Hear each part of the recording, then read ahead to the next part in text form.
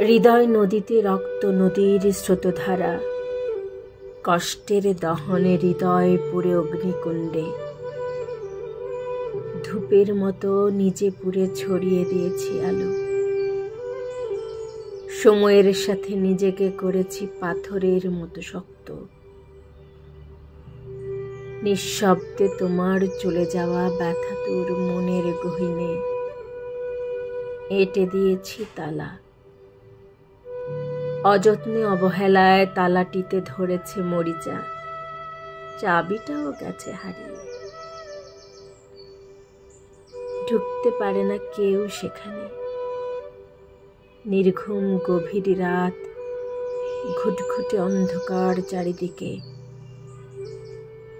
রাতের গভীরতা জানান দেয় দেওয়াল ঘড়িটা। চাঁদ পালিয়েছে মেঘের আড়ালে, অন্ধকারে ঢেকে গেছে পৃথিবীটা। আবছা আলো ছায়া শিওরেকে দাঁড়িয়ে আছে। বহুকালের একটি পুরনো কণ্ঠস্বর ভেসে আসে আমার কানে। কেমন আছো? আমি চোখ তুলে দেখি আলো আধারিতে, ঠিক যেন তোমার প্রতিবিম্ব। থরথর কম্পিত হৃদয়, মনে মনে প্রশ্ন জাগে, কে ডাকে আমাকে? কে ওখানে? আদি অন্তের সেই পুরনো কণ্ঠস্বর, যে কণ্ঠস্বর শোনার অপেক্ষায় প্রতিনিয়ত আমি ব্যাকুল হয়ে থাকি। হঠাৎ সেই পরিচিত কণ্ঠস্বর থেকে কে আমাকে বলছে, কেমন আছো? কে বলছে? কে ওখানে? কে বলছে আমাকে কেমন আছো?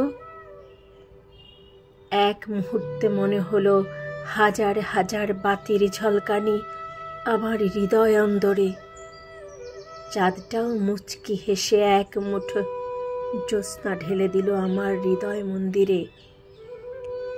আমি ব্যাকুল হয়ে আবছা আলো আধারে সেই প্রতিবিম্বকে আঁকড়ে ধরতে চাইলাম।